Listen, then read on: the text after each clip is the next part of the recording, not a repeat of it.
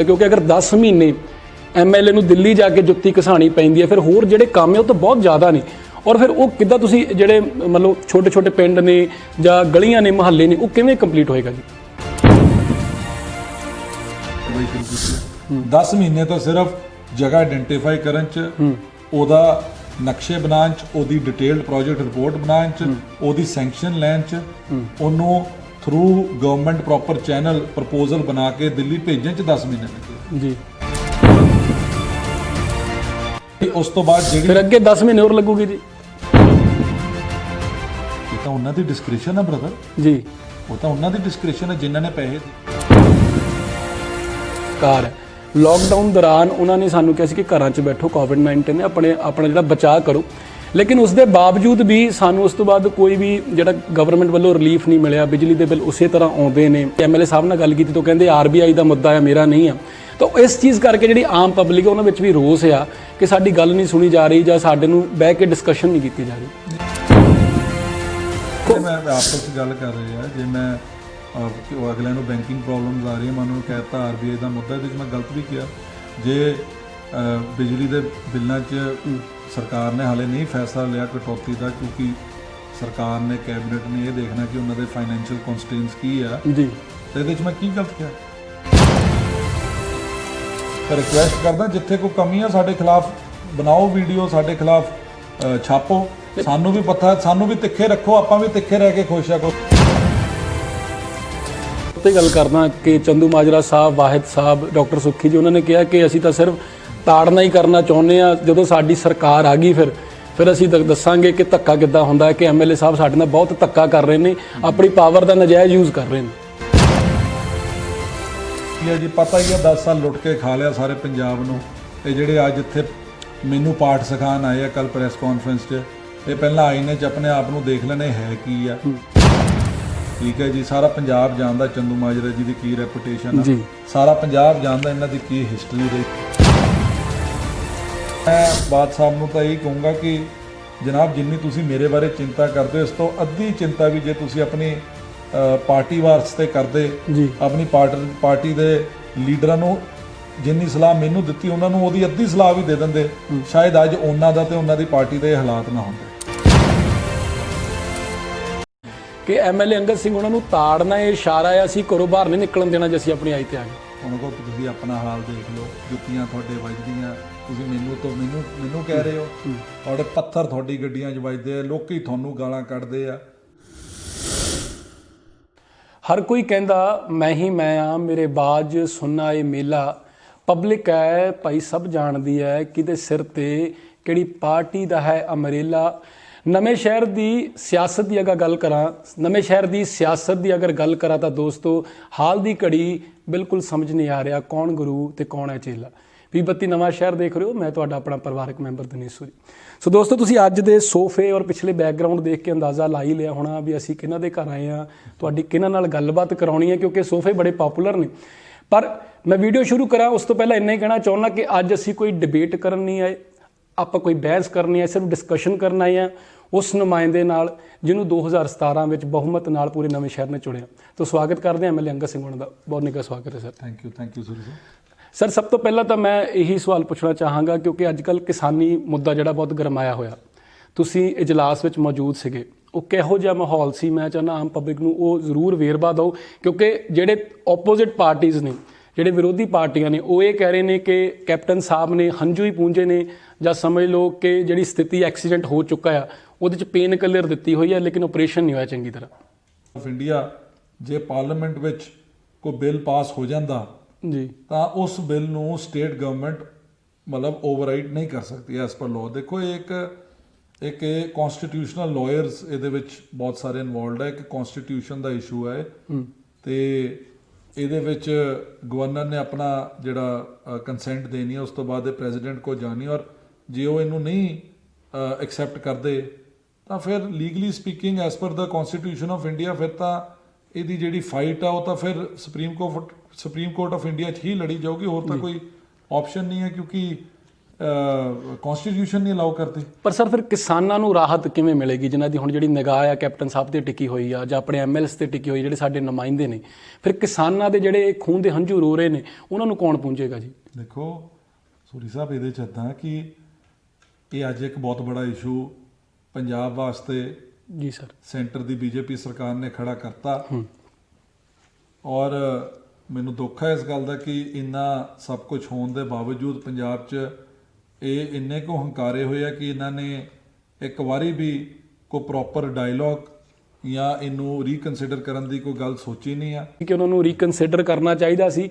ਪਰ ਅਸੀਂ ਵੀ ਕਈ ਵੇਲੇ ਉਹਨਾਂ ਦੇ ਜਦੋਂ ਉਹਨਾਂ ਨੇ ਧਰਨੇ ਲਾਏ ਜਾਂ ਕਿਤੇ ਕੋਈ ਸਪੀਚ ਹੁੰਦੀ ਉੱਥੇ ਇੱਕ ਦੋ ਵਾਰ ਪਹੁੰਚੇ ਆ, ਬਾਰ-ਬਾਰ ਇਹ ਗੱਲ ਨਿਕਲ ਕੇ ਸਾਹਮਣੇ ਆਉਂਦੀ ਆ, ਉਹਨਾਂ ਦੇ ਨੁਮਾਇੰਦੇ ਇਹ ਗੱਲ ਬੜੀ ਹਿੱਕ ਠੋਕ ਕੇ ਕਹਿੰਦੇ ਨੇ ਕਿ ਇਹ ਤਾਂ ਕਾਂਗਰਸੀ ਜਿਹੜੇ ਸ਼ਰਾਰਤੀ ਅਨਸਰ ਨੇ, ਕਾਂਗਰਸੀ ਸ਼ਰਾਰਤੀ ਅਨਸਰ ਨੇ ਜਿਹੜੇ ਨਵੇਂ ਸ਼ਹਿਰ ਦਾ ਔਰ ਪੰਜਾਬ ਦਾ ਮਾਹੌਲ ਖਰਾਬ ਕਰਨਾ ਚਾਹੁੰਦੇ ਨੇ। ਕਿਸਾਨ ਤਾਂ ਬੜੇ ਸੰਤੁਸ਼ਟ ਨੇ, ਉਹਨਾਂ ਨੂੰ ਇਹ ਜਿਹੜਾ ਮੋਦੀ ਸਾਹਿਬ ਦੇ 3 ਆਰਡੀਨੈਂਸ ਉਹ ਪਸੰਦ ਆ ਰਹੇ ਨੇ। ਮੈਨੂੰ ਤਾਂ ਸਮਝ ਨਹੀਂ ਆਉਂਦੀ ਕੀ ਇਹਨਾਂ ਦਾ ਦਿਮਾਗ ਹੈ। ਮੈਂ ਤਾਂ ਸਮਝਦਾ ਬੜੇ ਬੇਮੱਤੇ ਜੇ ਬੰਦੇ ਆ। ਨਹੀਂ, ਪਰ ਨਵੇਂ ਸ਼ਹਿਰ ਜਿੱਦਾਂ ਦੇ ਸ਼ਰਾਰਤੀ ਅਨਸਰ ਤੁਸੀਂ ਛੱਡੇ ਹੋਏ ਆ ਕਿਉਂਕਿ ਤੁਸੀਂ ਐਮਐਲਏ ਹੋ, ਉਹ ਬਾਰ-ਬਾਰ ਤੁਹਾਨੂੰ ਆਮ ਸੌਰੀ ਟੂ ਸੇ ਜੀ, ਇਹ ਜ਼ਮੀਨੀ ਹਕੀਕਤ ਤੋਂ ਬਹੁਤ ਦੂਰ ਨੇ ਸੂਰੀ ਸਾਹਿਬ ਜੀ। ਜੇ ਜ਼ਮੀਨੀ ਹਕੀਕਤ ਨਾਲ ਜੁੜੇ ਹੁੰਦੇ, ਇਹਨਾਂ ਨੂੰ ਪਤਾ ਹੁੰਦਾ ਕਿ ਲੋਕਾਂ ਦੇ ਇਸ ਟਾਈਮ ਤੇ ਮਨ 'ਚ ਕੀ ਗੱਲ ਆ, ਕਿਸਾਨਾਂ ਦੇ ਕਿੰਨਾ ਰੋਸ ਹੈ ਜੀ, ਕਿੰਨਾ ਰੋਸ ਹੈ, ਕਿੰਨਾ ਗੁੱਸਾ ਜੀ। ਔਰ ਇਹ ਉਸ ਗੱਲ ਨੂੰ ਡਿਨਾਈ ਕਰ ਰਹੇ, ਉਸ ਗੱਲ ਨੂੰ ਇਹ ਐਕਸੈਪਟ ਨਹੀਂ ਕਰ ਰਹੇ, ਔਰ ਉਹਦੇ ਬਾਵਜੂਦ ਇਹ ਆਪਣਾ ਜੋ ਇਹਨਾਂ ਦਾ ਪਾਰਟੀ ਦਾ ਪ੍ਰੋਗਰਾਮ ਅੱਖਾਂ ਬੰਦ ਕਰਕੇ ਇਹ ਡੇਲੀ ਉਹਨੂੰ ਪ੍ਰਮੋਟ ਕਰਨ ਦੀ ਕੋਸ਼ਿਸ਼ ਕਰ ਰਹੇ ਆ। ਜਿਹੜਾ ਥੋੜੇ ਦਿਨ ਪਹਿਲਾਂ ਆਪਣੇ ਬਾਬਾ ਸਾਹਿਬ ਅੰਬੇਦਕਰ ਜੀ ਦਾ ਜਿਹੜਾ ਚੌਂਕ ਆ, ਉੱਥੇ ਜੋ ਇਨਸੀਡੈਂਟ ਹੋਇਆ, ਬੜੀ ਮੰਦਭਾਗੀ ਗੱਲ ਆ। ਇਹ ਜਿਹੜੀ ਗੱਲ ਹੱਥੋਂ ਬਾਹਰ ਨਿਕਲ ਸਕਦੀ ਸੀਗੀ, ਕਿਸੇ ਬੰਦੇ ਨੂੰ ਹੋਰ ਜ਼ਿਆਦਾ ਸੱਟ ਲੱਗ ਸਕਦੀ ਸੀਗੀ। ਪਰ ਇਹਨਾਂ ਨੂੰ ਵੀ ਇਹੋ ਜਿਹੀ ਘਟੀਆ ਗੱਲਾਂ ਤੋਂ ਦੂਰ ਰਹਿਣਾ ਚਾਹੀਦਾ। ਜੇ ਤੁਹਾਨੂੰ ਪਤਾ ਲੋਕਾਂ ਦੇ ਮਨ 'ਚ ਗੁੱਸਾ ਭਰਿਆ ਹੋਇਆ, ਤੁਸੀਂ ਥੋੜਾ ਦਿਨ ਚਲੋ ਤੁਹਾਡੇ ਤੋਂ ਬੀਜੇਪੀ ਨਹੀਂ ਛੱਡ ਹੁੰਦੀ, ਤੁਸੀਂ ਥੋੜੇ ਦਿਨ ਟਿਕ ਕੇ ਠੰਡੇ ਹੋ ਕੇ ਬਹਿ ਜਾਓ। ਜੀ ਮਾਹੌਲ ਲੋਕਾਂ ਦਾ ਗੁੱਸਾ ਠੰਡਾ ਹੋ ਜਾਏ, ਤੁਸੀਂ ਤਾਂ ਉਹਨਾਂ ਦੇ ਜਲੇ ਤੇ ਨਮਕ ਸਿੱਟ ਦਿਓ, ਤੁਸੀਂ ਤਾਂ ਮਜ਼ਾਕ ਉਡਾਉਂਦੇ। ਪ੍ਰੈਸ ਕਾਨਫਰੰਸ 'ਚ ਵੀ ਸੁਣ ਰਿਹਾ ਸੀ, ਤੁਸੀਂ ਇਹ ਕਿਹਾ ਸੀ ਕਿ ਮੈਂ ਇੱਕ ਸਪੋਰਟਸ ਕੰਪਲੈਕਸ ਦੀ ਫਾਈਲ ਪਾਸ ਕਰਾਉਣ ਲਈ ਮੇਰੇ ਪਿਛਲੇ 10 ਮਹੀਨੇ ਤੋਂ ਜਿਹੜੇ ਮੈਂ ਮਿਹਨਤ ਕਰ ਰਿਹਾ, ਜੁੱਤੀ ਘਸਾ ਰਿਹਾ ਬਾਰ-ਬਾਰ ਦਿੱਲੀ ਜਾ ਕੇ। ਕਿੰਨਾ ਕੁ ਮੁਸ਼ਕਿਲ ਹੁੰਦਾ ਐਮਐਲਏ ਸਾਹਿਬ ਜਦੋਂ ਤੁਸੀਂ ਕੋਈ ਵੀ ਚੀਜ਼ ਪਾਸ ਕਰਾਉਣੀ ਆ ਜਾਂ ਤੁਸੀਂ ਕੋਈ ਵੀ ਕੰਮ ਜਿਹੜਾ ਉਹਨੂੰ ਇੰਪਲੀਮੈਂਟ ਕਰਾਉਣਾ, ਜਿਹੜਾ ਸੁਪਨਾ ਲੈਣਾ, ਉਹ ਕਿੰਨਾ ਕੁ ਮੁਸ਼ਕਿਲ ਹੋ ਜਾਂਦਾ? ਕਿਉਂਕਿ ਅਗਰ 10 ਮਹੀਨੇ ਐਮਐਲਏ ਨੂੰ ਦਿੱਲੀ ਜਾ ਕੇ ਜੁੱਤੀ ਘਸਾਣੀ ਪੈਂਦੀ ਹੈ, ਫਿਰ ਹੋਰ ਜਿਹੜੇ ਕੰਮ ਹੈ ਉਹ ਤਾਂ ਬਹੁਤ ਜ਼ਿਆਦਾ ਨੇ। ਔਰ ਫਿਰ ਉਹ ਕਿੱਦਾਂ ਤੁਸੀਂ ਜਿਹੜੇ ਮਤਲਬ ਛੋਟੇ-ਛੋਟੇ ਪਿੰਡ ਨੇ ਜਾਂ ਗਲੀਆਂ ਨੇ, ਮੁਹੱਲੇ ਨੇ, ਉਹ ਕਿਵੇਂ ਕੰਪਲੀਟ ਹੋਏਗਾ ਜੀ? 10 ਮਹੀਨੇ ਮੈਨੂੰ ਦਿੱਲੀ ਨਹੀਂ ਜੁੱਤੀ ਘਸਾਣੀ ਪਈ, 10 ਮਹੀਨੇ ਮੈਨੂੰ ਪੰਜਾਬ 'ਚ ਜੁੱਤੀ ਘਸਾਣੀ ਪਈ ਆ। ਅੱਛਾ ਜੀ। ਸਿਰਫ ਫਾਈਲ ਦਿੱਲੀ ਪਹੁੰਚਦੀ ਕਰਾਨ 'ਚ, ਫਾਈਲ ਦਿੱਲੀ ਪਹੁੰਚਦੀ ਕਰਾਨ 'ਚ ਪੰਜਾਬ 'ਚ 10 ਮਹੀਨੇ ਜੁੱਤੀ ਘਸਾਣੀ ਪਈ। ਹਾਂਜੀ ਜੀ। ਹਾਲੇ ਤਾਂ ਦਿੱਲੀ ਵਾਲੇ ਤਾਂ ਹੁਣ ਕੰਮ ਹੋਣ ਸ਼ੁਰੂ ਹੋਇਆ 3 ਮਹੀਨੇ ਪਹਿਲਾਂ, ਜਦ ਫਾਈਲ ਦਿੱਲੀ ਗਈ ਆ ਜੀ। ਮੇਰੇ ਖਿਆਲ 7ਵੇਂ ਮਹੀਨੇ 'ਚ ਗਈ ਸੀ ਦਿੱਲੀ ਫਾਈਲ, 7ਵੇਂ ਜੁਲਾਈ 'ਚ ਗਈ ਸੀ, ਚਿੱਠੀ 'ਚ ਡੇਟ ਪਈ ਹੋਈ ਆ। ਉਸ ਤੋਂ ਬਾਅਦ ਦਿੱਲੀ ਦੀ ਪੈਰਵਾਈ ਸ਼ੁਰੂ ਕੀਤੀ ਆ। 10 ਮਹੀਨੇ ਤਾਂ ਸਿਰਫ ਜਗ੍ਹਾ ਆਇਡੈਂਟੀਫਾਈ ਕਰਨ 'ਚ, ਉਹਦਾ ਨਕਸ਼ੇ ਬਣਾਉਣ 'ਚ, ਉਹਦੀ ਡਿਟੇਲਡ ਪ੍ਰੋਜੈਕਟ ਰਿਪੋਰਟ ਬਣਾਉਣ 'ਚ, ਉਹਦੀ ਸੈਂਕਸ਼ਨ ਲੈਣ 'ਚ, ਉਹਨੂੰ through government proper channel proposal ਬਣਾ ਕੇ ਦਿੱਲੀ ਭੇਜਣ 'ਚ 10 ਮਹੀਨੇ ਲੱਗੇ ਆ ਜੀ। ਹੁਣ ਇੱਕ ਵਾਰੀ ਦਿੱਲੀ ਚੱਲ ਜਾਊਗੀ, ਫਿਰ ਸ਼ਾਇਦ ਉਸ ਤੋਂ ਬਾਅਦ ਜਿਹੜੀ ਫਿਰ ਅੱਗੇ 10 ਮਹੀਨੇ ਹੋਰ ਲੱਗੂਗੀ ਜੀ। ਇਹ ਤਾਂ ਉਹਨਾਂ ਦੀ ਡਿਸਕ੍ਰਿਸ਼ਨ ਹੈ ਬ੍ਰਦਰ ਜੀ, ਉਹ ਤਾਂ ਉਹਨਾਂ ਦੀ ਡਿਸਕ੍ਰਿਸ਼ਨ ਹੈ ਜਿਨ੍ਹਾਂ ਨੇ ਪੈਸੇ ਦੇਣੇ। ਦੇਖੋ ਪੰਜਾਬ ਸਰਕਾਰ ਦੀ, ਮੈਨੂੰ ਵੀ ਹੁਣ 4 ਸਾਲ ਹੋ ਗਏ ਗਵਰਨਮੈਂਟ ਦਾ ਹਿੱਸਾ ਬਣੇ। ਬਿਲਕੁਲ ਮੈਨੂੰ ਪਤਾ ਕਿ 25 ਕਰੋੜ ਰੁਪਇਆ ਪੰਜਾਬ ਗਵਰਨਮੈਂਟ ਨਹੀਂ ਖਰਚ ਸਕਦਾ ਨਵਾਂ ਸ਼ਹਿਰ ਵਾਸਤੇ, ਸਪੋਰਟਸ ਕੰਪਲੈਕਸ ਵਾਸਤੇ, ਕਿਉਂਕਿ ਫੰਡਸ ਹੀ ਨਹੀਂ ਹੈ ਸਰਕਾਰ ਕੋਲ। ਔਰ ਇਸ ਗੱਲ ਨੂੰ ਦੇਖਦੇ ਹੋਏ ਅੰਡਰ ਖੇਲੋ ਇੰਡੀਆ, ਜਿਹੜੀ ਕਿ government of India the scheme ਹੈ, ਉਹਦੇ ਰਾਹੀਂ ਮੈਂ ਇੱਕ ਪ੍ਰਪੋਜ਼ਲ ਜਿਹੜੀ ਉੱਥੇ ਭਜਵਾਈਆਂ, ਕਾਗਜ਼ਾਂ 'ਚ 3 ਪ੍ਰਪੋਜ਼ਲਾਂ, ਉੱਦਾਂ ਹੈ ਇੱਕੋ ਪ੍ਰਪੋਜ਼ਲ, ਇੱਕੋ ਪ੍ਰੋਜੈਕਟ ਆ, ਪਰ ਕਾਗਜ਼ਾਂ 'ਚ 3 ਪ੍ਰਪੋਜ਼ਲਾਂ ਉੱਥੇ ਪਹੁੰਚਦੀ ਕਰਾਈ ਆ। ਉੱਥੇ ਜਿਹੜੇ ਚੈਨਲ ਤੇ ਜਿੱਥੇ ਪੈਰਵਾਈ ਕਰਨ ਦੀ ਲੋੜ ਆ, ਮੈਂ ਕਰ ਰਿਹਾ।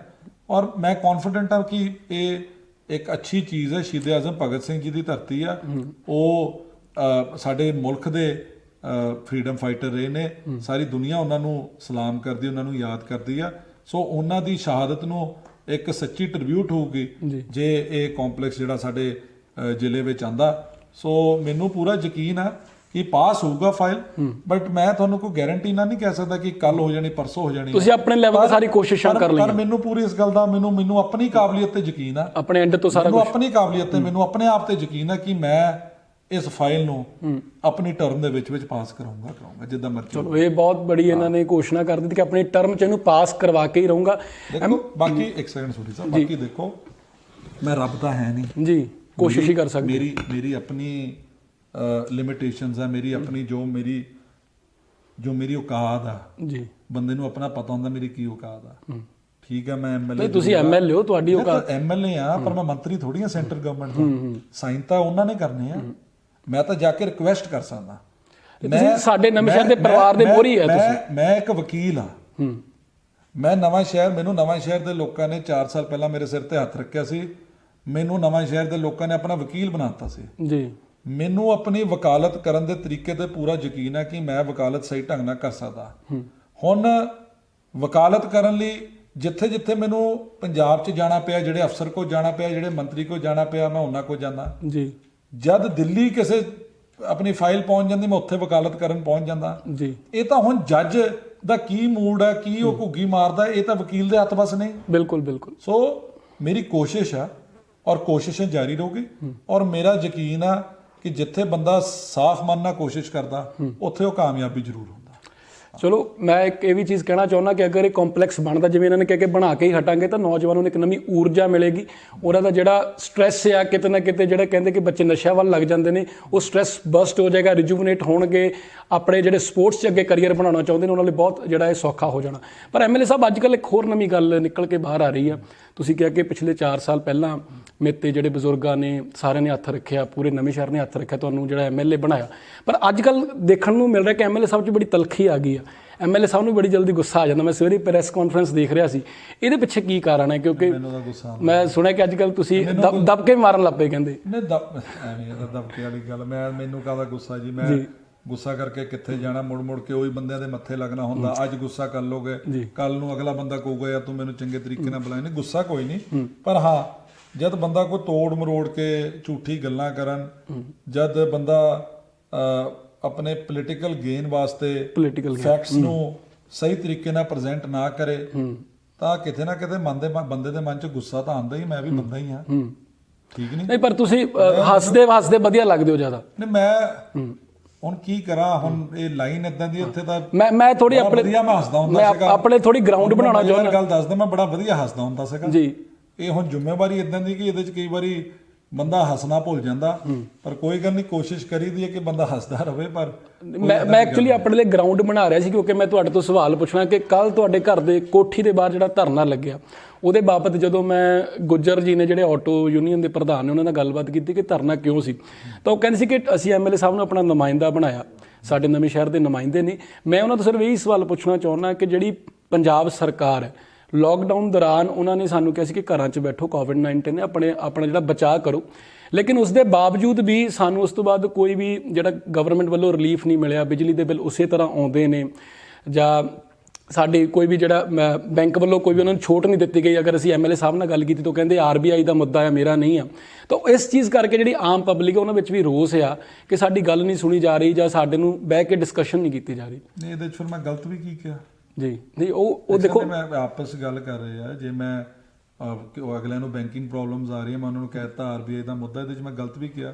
ਜੇ ਬਿਜਲੀ ਦੇ ਬਿੱਲਾਂ 'ਚ ਸਰਕਾਰ ਨੇ ਹਾਲੇ ਨਹੀਂ ਫੈਸਲਾ ਲਿਆ ਕਟੌਤੀ ਦਾ, ਕਿਉਂਕਿ ਸਰਕਾਰ ਨੇ, ਕੈਬਨਿਟ ਨੇ ਇਹ ਦੇਖਣਾ ਕਿ ਉਹਨਾਂ ਦੇ ਫਾਈਨੈਂਸ਼ੀਅਲ ਕਨਸਟ੍ਰੇਨਟਸ ਕੀ ਆ ਜੀ, ਤੇ ਇਹਦੇ 'ਚ ਮੈਂ ਕੀ ਗਲਤ ਕਿਹਾ?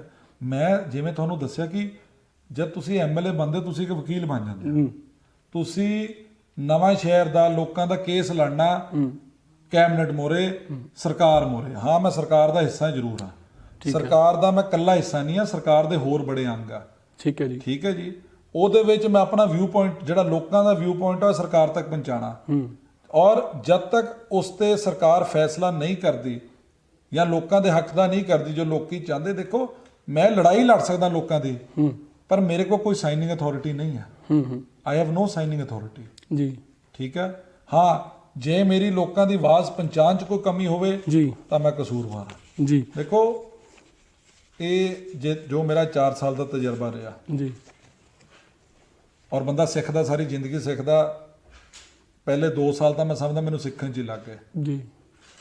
ਉਸ ਤੋਂ ਬਾਅਦ ਜਦ ਥੋੜਾ ਥੋੜਾ ਸਮਝ ਆਈ ਤਾਂ ਹੁਣ ਕੰਮ ਸ਼ੁਰੂ ਵੀ ਕਰਾਏ। ਗੱਲ ਇਹ ਹੈ ਕਿ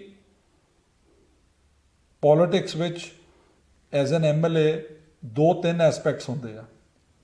ਇੱਕ ਹੁੰਦਾ ਜਿਹੜਾ ਡਿਵੈਲਪਮੈਂਟ ਐਸਪੈਕਟ ਜੀ, ਡਿਵੈਲਪਮੈਂਟ ਆਫ ਇਨਫਰਾਸਟ੍ਰਕਚਰ ਜੀ। ਇੱਕ ਹੋ ਜਾਂਦਾ ਤੁਹਾਡਾ ਸਰਵਿਸ ਐਕਸਪੈਕਟ ਕਿ ਲੋਕਾਂ ਨੂੰ ਕਿਸ ਤਰ੍ਹਾਂ ਦੀ ਸਰਵਿਸ ਮਿਲ ਰਹੀ ਆ, ਜਿਹੜੀ ਗਵਰਨਮੈਂਟ ਦੀ ਵੈਲਫੇਅਰ ਸਕੀਮਸ ਆ ਕਿ ਉਹ ਲੋਕਾਂ ਤੱਕ ਪਹੁੰਚ ਪਾ ਰਹੀ ਆ, ਠੀਕ ਆ।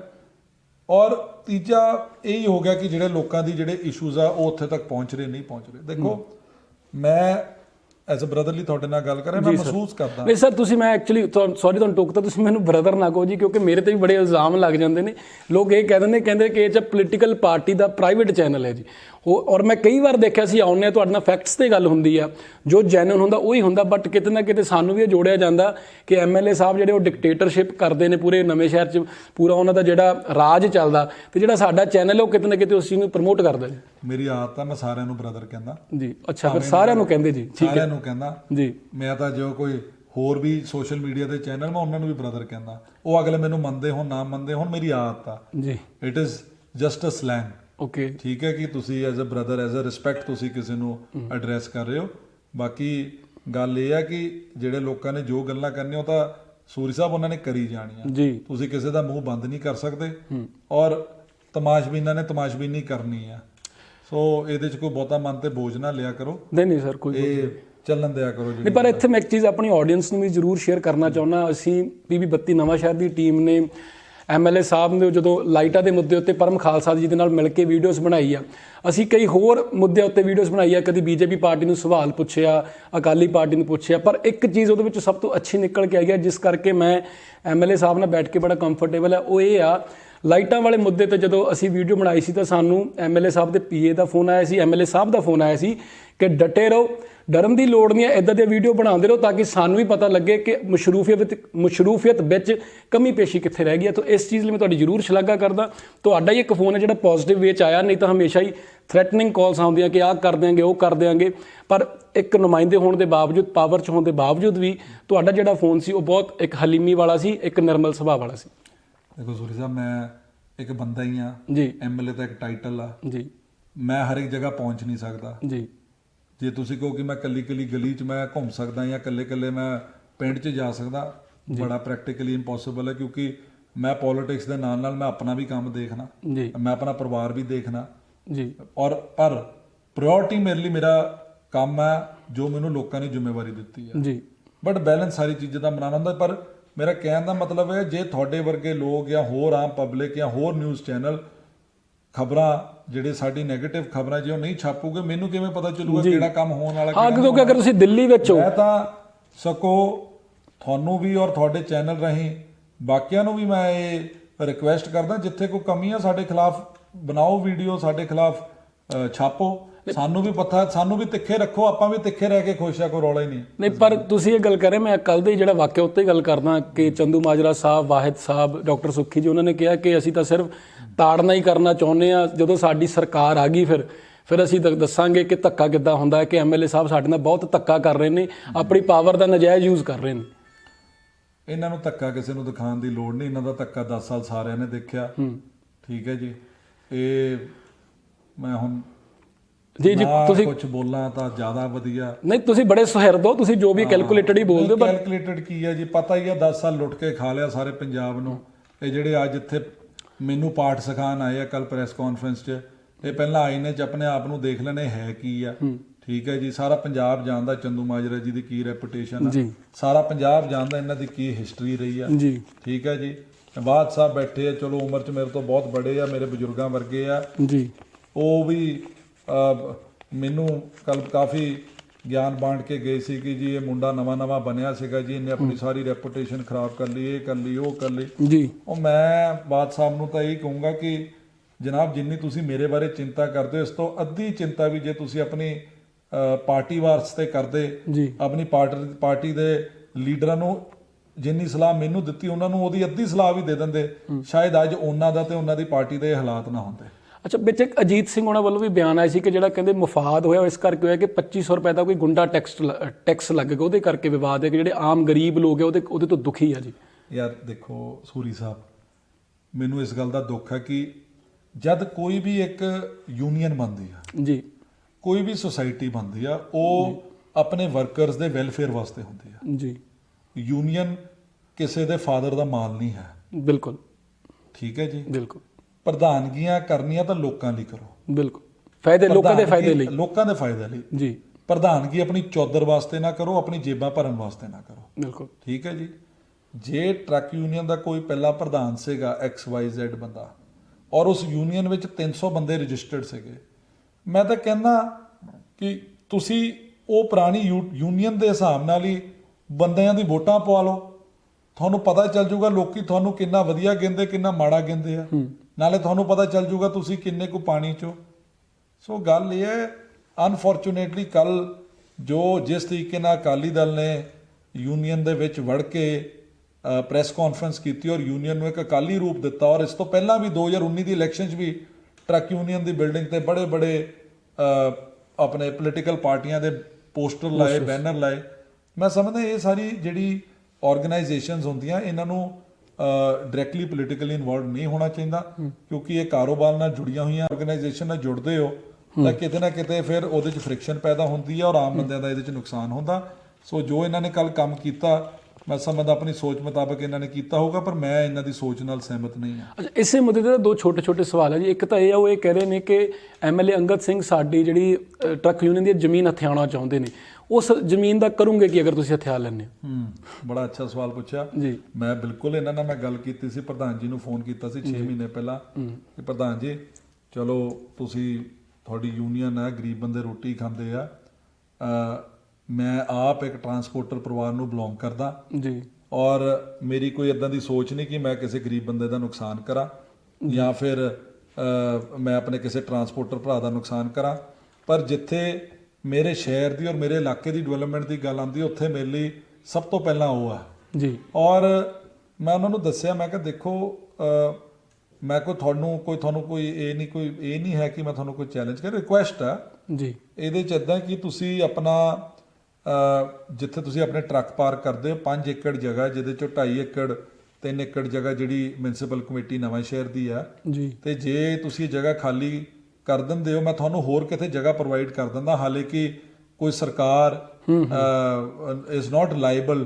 ਪ੍ਰੈਸ ਕਾਨਫਰੰਸ ਵੀ ਤੁਸੀਂ ਗੱਲ ਕਹੀ ਹੈ ਕਿ ਉਹ ਪ੍ਰਾਈਵੇਟ ਕੰਪਨੀ, ਹੁਣ ਤਾਂ ਸੁਸਾਇਟੀ ਆ, ਯੂਨੀਅਨ ਤਾਂ ਸਰਕਾਰ ਨੇ ਖਤਮ ਕਰਤੀ। ਬਿਲਕੁਲ ਸੁਸਾਇਟੀ ਇੱਕ ਪ੍ਰਾਈਵੇਟ ਆਰਗੇਨਾਈਜੇਸ਼ਨ ਆ, ਪ੍ਰਾਈਵੇਟ ਆਰਗੇਨਾਈਜੇਸ਼ਨ ਨੂੰ ਸਰਕਾਰ ਕਿਉਂ ਜ਼ਮੀਨ ਦੇਵੇ? ਬਿਲਕੁਲ, ਸਦਾ ਦਿਨ ਬਹਾਰ ਵਾਲੇ ਨਹੀਂ ਰਹਿੰਦੇ। ਪਰ ਫਿਰ ਨਹੀਂ ਵੀ ਸਰਕਾਰ ਦੀ ਕੋਈ ਮਜਬੂਰੀ ਨਹੀਂ ਹੈ ਉਹਨਾਂ ਨੂੰ ਜ਼ਮੀਨ ਦੇਣੀ, ਪਰ ਫਿਰ ਵੀ ਕਿਉਂਕਿ ਗਰੀਬ ਲੋਕ ਉਹਦੇ ਨਾਲ ਜੁੜੇ ਹੋਏ ਆ, ਉਹ ਲੋਕਾਂ ਨੂੰ ਅਕੋਮੋਡੇਟ ਕਰਨ ਵਾਸਤੇ ਐਜ਼ ਅ ਗੁੱਡਵਿਲ ਮੈਂ ਉਹਨਾਂ ਨੂੰ ਕਿਹਾ, ਮੈਂ ਕਿਹਾ ਤੁਹਾਨੂੰ ਕੋਈ ਅੱਛੀ ਜਗ੍ਹਾ ਪ੍ਰੋਵਾਈਡ ਕਰਾਉਣ ਦੇ, ਜਿਹਦੇ ਨਾਲ ਸ਼ਹਿਰ ਦਾ ਟ੍ਰੈਫਿਕ ਵੀ ਘਟੂਗਾ, ਤੁਹਾਨੂੰ ਇੱਕ ਖੁੱਲੀ ਵਧੀਆ ਜਗ੍ਹਾ ਆਪਣੇ ਟਰੱਕ ਖੜੇ ਕਰਨ ਲਈ ਹੋ ਜੂਗੀ, ਔਰ ਜਿਹੜੀ ਸ਼ਹਿਰ ਦੀ 5 ਏਕੜ ਜਗ੍ਹਾ ਜਿਹੜੀ ਕਿ ਲਗਭਗ 50 ਕਰੋੜ ਦੀ ਜਗ੍ਹਾ, ਉਹਦੇ ਵਿੱਚੋਂ ਇੱਕ ਬਹੁਤ ਵਧੀਆ ਪ੍ਰੋਜੈਕਟ ਸ਼ਹਿਰ ਵਾਸਤੇ ਬਣ ਜੂਗਾ। ਔਰ ਉਹ ਪ੍ਰੋਜੈਕਟ ਇਹ ਆ ਕਿ ਜਿਹੜਾ ਸਲੋ ਰੋਡ ਤੋਂ ਜਿਹੜੀ ਰਾਹੋਂ ਰੋਡ ਆ ਜੀ, ਉਹ ਉਸ ਪਲਾਟ ਦੇ ਵਿੱਚੋਂ ਉਹਦੇ ਵਿੱਚੋਂ ਸੜਕ ਕੱਢੀ ਜਾਵੇ, ਜਿਹਦੇ ਨਾਲ ਸਲੋ ਰੋਡ ਦੀ ਜਿਹੜੀ ਬੋਟਲਨੈਕ ਆ, ਜਿਹੜੀ ਟ੍ਰੈਫਿਕ ਹੈ ਸਿਰਸਾ ਫਾਈਨੈਂਸ ਦੇ ਅੱਗੇ ਜਾ ਕੇ, ਤੁਹਾਨੂੰ ਪਤਾ ਉੱਥੇ ਬ੍ਰੇਕਾਂ ਲੱਗਦੀਆਂ, ਬਿਲਕੁਲ ਉਹ 35-40 ਫੁੱਟ ਦੀ ਸੜਕ ਉਹਦੇ ਵਿੱਚੋਂ ਨਿਕਲ ਕੇ ਰਾਹੋਂ ਰੋਡ ਵੱਲ ਨੂੰ ਚੱਲ ਜਾਊਗੀ। ਔਰ ਉਹਦੇ ਨਾਲ ਇਹ ਹੋਊਗਾ, ਇੱਕ ਤਾਂ ਤੁਹਾਡੀ ਸਲੋ ਰੋਡ ਦੇ ਟ੍ਰੈਫਿਕ ਘਟ ਜਾਊਗਾ, ਬਿਲਕੁਲ। ਸੈਕੰਡਲੀ ਤੁਹਾਡਾ ਜਿਹੜਾ ਉਹ 5 ਏਕੜ ਦਾ ਪਲਾਟ ਆ ਉਹ ਸਾਰਾ ਮੇਨ ਰੋਡ ਤੇ ਆ ਜਾਊਗਾ। ਉਸ ਤੋਂ ਇਲਾਵਾ ਸਾਨੂੰ 2 ਕਰੋੜ ਰੁਪਏ ਦੀ ਆਲਰੇਡੀ ਸਰਕਾਰ ਤੋਂ ਗ੍ਰਾਂਟ ਆ ਚੁੱਕੀ ਆ ਨਵਾਂ ਸ਼ਹਿਰ ਦੇ ਕਮੇਟੀ ਘਰ ਵਾਸਤੇ ਜੀ। ਜਿਹੜਾ ਮੌਜੂਦਾ ਕਮੇਟੀ ਘਰ ਆ ਉੱਥੇ ਲੋਕਾਂ ਨੂੰ ਕੋਲ ਗੱਡੀ ਖੜੀ ਕਰਨ ਦੀ ਜਗ੍ਹਾ ਨਹੀਂ ਹੈ ਜੀ। ਉੱਥੇ ਕੁਝ ਜਗ੍ਹਾ ਵਿੱਚ ਕੁਝ ਕਮੇਟੀ ਘਰ ਬਣ ਜਵੇ ਜੀ, ਕੁਝ ਉੱਥੇ ਗ੍ਰੀਨ ਏਰੀਆ ਬਣ ਜਵੇ, ਕੁਝ ਉੱਤੇ ਪਾਰਕਿੰਗ ਬਣ ਜਵੇ, ਸ਼ਹਿਰ ਦੀ ਭਲਾਈ ਸੀ ਇਹਦੇ 'ਚ। ਪਰ ਮੈਨੂੰ ਦੁੱਖ ਹੈ ਬੜਾ, ਜਿਸ ਤਰੀਕੇ ਨਾਲ ਕੱਲ ਪ੍ਰੈਸ ਕਾਨਫਰੰਸ ਕਰ ਰਹੇ ਸੀ, ਕਹਿ ਰਹੇ ਸੀ ਬੜੇ ਸ਼ਾਨ ਨਾਲ ਕਹਿ ਰਹੇ ਸੀਗੇ ਕਿ ਜੀ ਆਪਾਂ ਸਟੇ ਲਿਆਏ, ਆਪਾਂ ਇਹ ਲਿਆਏ। ਤੁਸੀਂ ਜੇ ਸਟੇ ਲੈ ਕੇ ਆਏ ਹੋ, ਖੁਸ਼ੀ ਨਾ ਦੱਸੋ ਤੁਸੀਂ ਸਟੇ ਨਵਾਂ ਸ਼ਹਿਰ ਦੀ ਡਿਵੈਲਪਮੈਂਟ ਦੇ ਖਿਲਾਫ ਲੈ ਕੇ ਆਏ ਹੋ, ਤੁਸੀਂ ਕਮੇਟੀ ਦੇ ਖਿਲਾਫ ਸਟੇ ਲੈ ਕੇ ਆਏ ਹੋ ਜੀ ਤੁਸੀਂ। ਔਰ ਹੈਰਾਨਗੀ ਦੇਖੋ, ਟਰੱਕ ਯੂਨੀਅਨ ਵਿੱਚ 300 ਮੈਂਬਰ, ਮੈਨੇਜਮੈਂਟ ਕਮੇਟੀ ਦੇ 5-7 ਬੰਦੇ ਇੱਕ ਪਾਸੇ। ਹਾਂ, ਇਹ ਕਿਸੇ ਪੱਤਰਕਾਰ ਵੀਰ ਨੇ ਵੀ ਸਵਾਲ ਪੁੱਛਿਆ ਸੀ ਉਹਨਾਂ ਤੋਂ। 300 ਟਰੱਕਾਂ ਚੋਂ 270 ਟਰੱਕ ਇੱਕ ਪਾਸੇ, ਉਹ ਡਿਵੈਲਪਮੈਂਟ ਚਾਹੁੰਦੇ ਆ। 30 ਟਰੱਕ ਜਿਹੜੇ ਕਿ 7 ਸਰਮਾਏਦਾਰਾਂ ਦੇ ਟਰੱਕ ਆ ਉਹ ਇੱਕ ਪਾਸੇ, ਤੇ ਇਹ ਆ ਕੇ ਗੱਲ ਕਰਦੇ ਆ ਉਹ ਸਰਮਾਏਦਾਰਾਂ ਦੀ। ਤੁਸੀਂ ਗਰੀਬ ਬੰਦਿਆਂ ਨੂੰ ਪੁੱਛ ਲਓ ਉਹਨਾਂ ਨੂੰ ਕੀ ਚਾਹੀਦਾ। ਤੁਸੀਂ ਸਾਡੀ ਆਡੀਅנס ਨੂੰ ਕਲੀਅਰ ਕਰ ਦਿਓ, 270 ਬੰਦੇ ਚਾਹੁੰਦੇ ਨੇ ਕਿ ਦੇਖੋ ਮੈਂ ਇਸ ਗੱਲ 'ਚ ਪੈਣਾ ਨਹੀਂ ਚਾਹੁੰਦਾ, ਨਹੀਂ 270 ਬੰਦੇ ਚਾਹੁੰਦੇ ਨੇ ਕੋਈ ਡਿਵੈਲਪਮੈਂਟ ਆਵੇ ਜਿਹੜੀ ਤੁਸੀਂ ਉਹ ਕਹਿੰਦੇ ਸਾਡਾ ਸ਼ਹਿਰ ਹੈ, ਜੇ ਕੱਲ ਨੂੰ ਸ਼ਹਿਰ 'ਚ ਕੋਈ ਡਿਵੈਲਪਮੈਂਟ ਹੋਊਗੀ ਤਾਂ ਸਾਨੂੰ ਕੀ ਮਾੜਾ।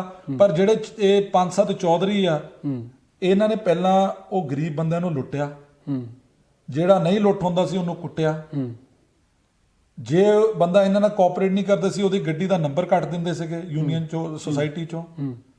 ਜਿਹੜਾ ਕੋਆਪਰੇਟ ਕਰਦਾ ਸੀ ਉਸ ਤੋਂ 2500 ਰੁਪਏ ਐਕਸਟੋਰਸ਼ਨ ਲੈਂਦੇ ਸੀਗੇ। ਉਸ ਤੋਂ ਬਾਅਦ ਜਿਹੜਾ ਕੋਈ ਟੋਹਾ ਟਵਾਈ ਹੁੰਦਾ ਸੀ ਪਰ ਬੋਰੀ 3 ਰੁਪਈਆ ਰਾਇਲਟੀ ਲੈਂਦੇ ਸੀਗੇ। ਉਸ ਤੋਂ ਇਲਾਵਾ ਜਿੱਥੇ ਇਹਨਾਂ ਦੇ ਟਰੱਕ ਖੜਦੇ ਆ ਉੱਥੇ 5-7 ਦੁਕਾਨਾਂ ਬਣੀਆਂ ਹੋਈਆਂ, ਉਹਨਾਂ ਤੋਂ ਕਿਰਾਇਆ ਲੈਂਦੇ ਸੀ। ਉਹ ਕਿਰਾਇਆ ਪਿਛਲੇ 9 ਸਾਲ ਦਾ ਟਰੱਕਾਂ ਵਾਲਿਆਂ ਨੇ ਪੁੱਛਿਆ ਕਿ ਸਾਨੂੰ ਹਿਸਾਬ ਦਿਓ, ਤੁਹਾਡਾ ਲਗਭਗ 3 ਕਰੋੜ ਰੁਪਏ ਦਾ ਗਫਨ ਹੋਇਆ, ਤੁਸੀਂ ਉਹਦਾ ਹਿਸਾਬ ਦਿਓ। ਇਹਨਾਂ ਨੇ ਕੋਈ ਹਿਸਾਬ ਨਹੀਂ ਦਿੱਤਾ।